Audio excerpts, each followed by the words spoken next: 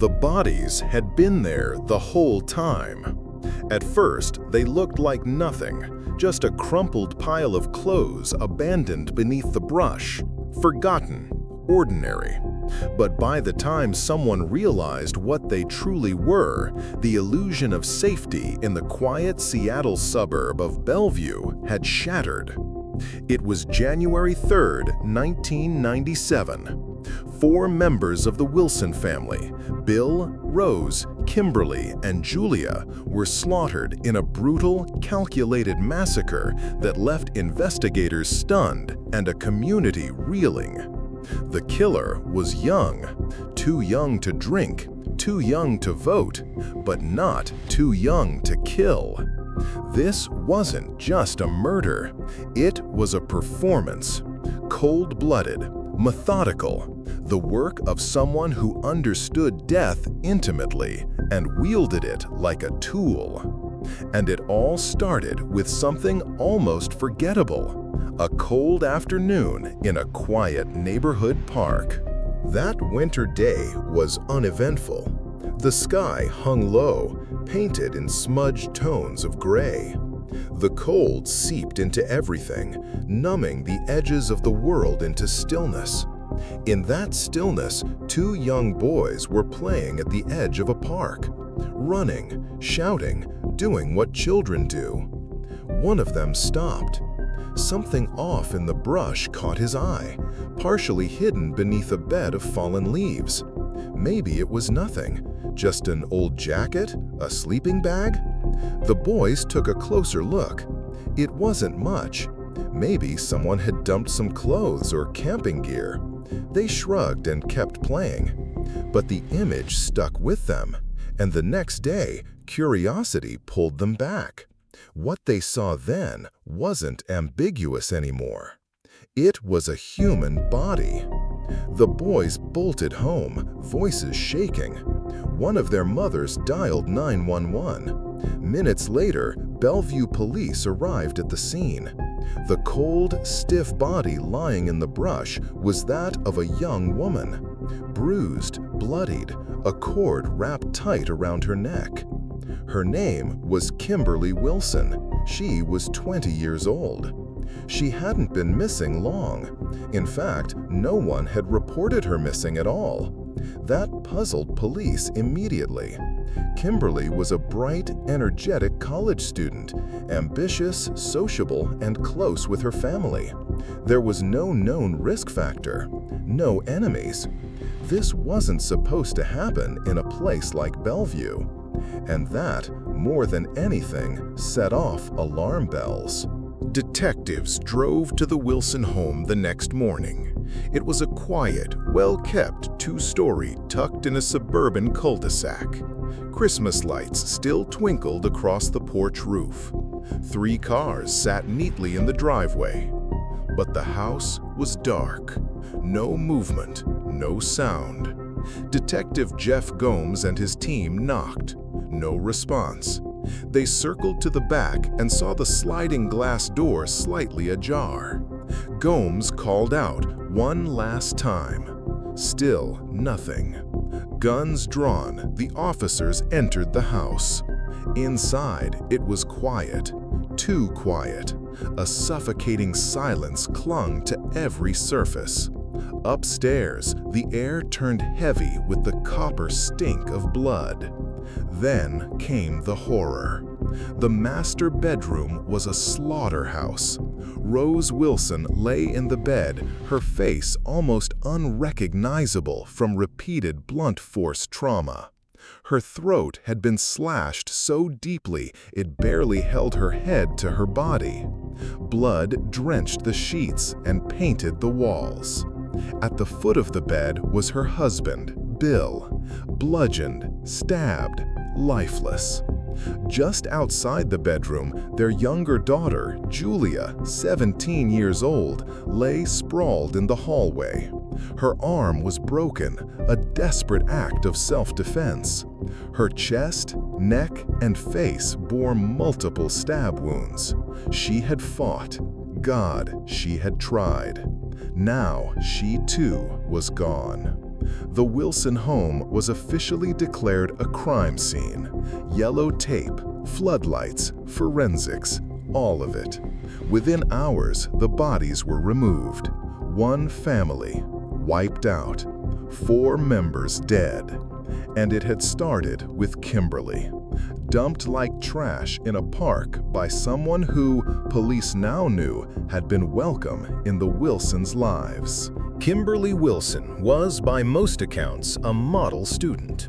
She had been close to her sister, had good grades, and was deeply involved in school life.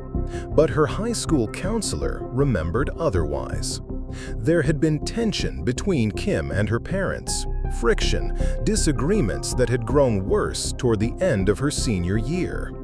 There had even been a call to police the year before, a neighbor reporting yelling, possibly violence. Nothing came of it, but now, in hindsight, it felt like a red flag everyone missed.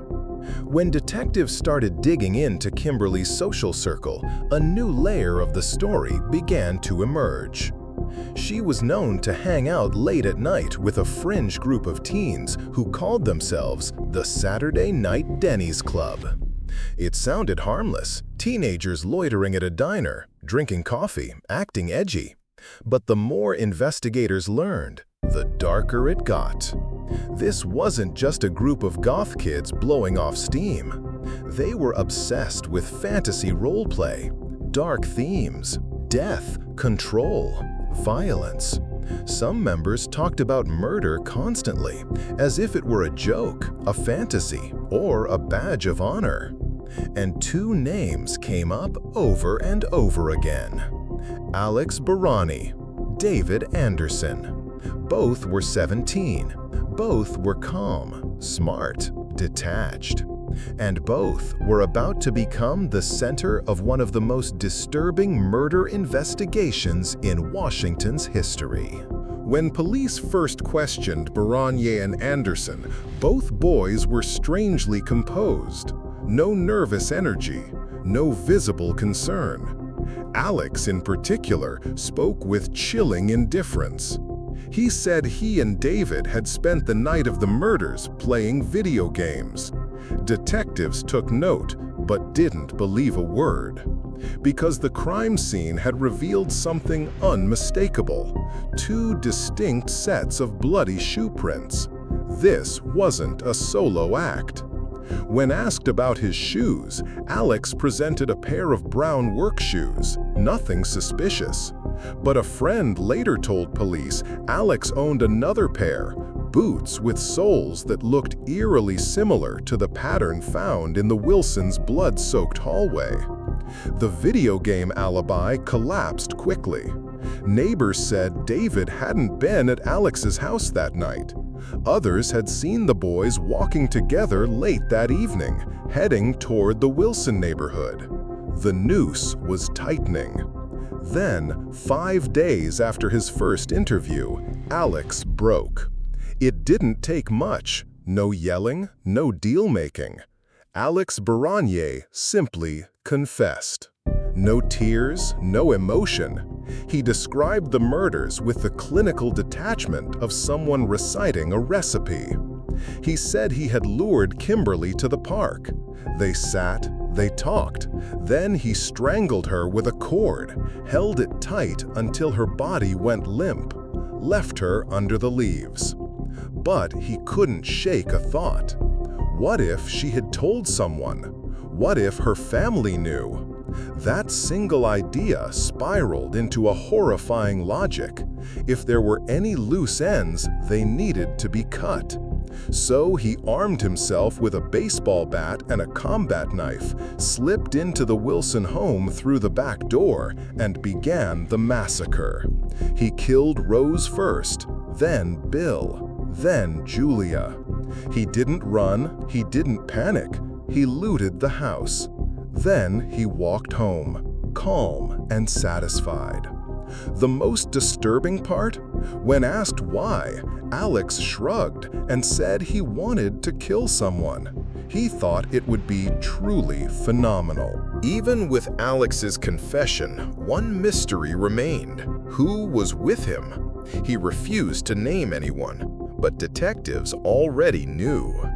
They brought David Anderson back in. This time, David's story changed. He admitted he hadn't been with Alex all night. Instead, he claimed he'd been driving around aimlessly. No witnesses, no proof. But neighbors had seen the two boys walking together toward the Wilsons' neighborhood. Their stories were unraveling. Search warrants turned up damning evidence. The missing electronics from the Wilson home found in the boys' bedrooms. Most damning of all were the shoes, bloody soles that matched the crime scene prints. DNA tests confirmed it. Wilson family blood was on them. David never admitted to participating in the murders, but he knew they were going to happen. He had walked beside Alex that night, and that was enough. In October 1998, the trials began. The courtroom was packed. Prosecutors tried to have Alex and David tried together, but the judge ruled otherwise. Too much nuance, too much separation in motive and method. They were tried apart. Alex's trial came first. He showed no remorse, no emotion, nothing. He was found guilty on all counts. 4 life sentences, no parole. When asked if he had anything to say, Alex said, "No, I don't think so." David's trial dragged longer. He fired lawyers, changed stories, but the evidence was overwhelming. 4 life sentences, no parole. Justice, it seemed, had been served. But time has a way of changing things. In 2012, the U.S. Supreme Court ruled it unconstitutional to sentence juveniles to life without parole. Science had confirmed that teenage brains were still developing, less capable of long-term decision-making, more susceptible to impulse. In 2018, Washington followed suit, and that changed everything. Both Alex and David, who were 17 at the time of the murders, had their sentences revisited. In 2024, both were resentenced. The new minimum, 25 years to life, which meant one thing: parole was now possible. For the Wilson family, Bill, Rose, Kimberly, Julia, there is no parole, no appeal, no second look. They were buried in matching caskets after being torn apart in their own home by boys they once trusted. Today, their killers sit in prison, older, still alive, still breathing. But the families left behind remain frozen in grief, waiting, watching. Because in the end, some crimes don't end with a sentence. Some crimes live on forever.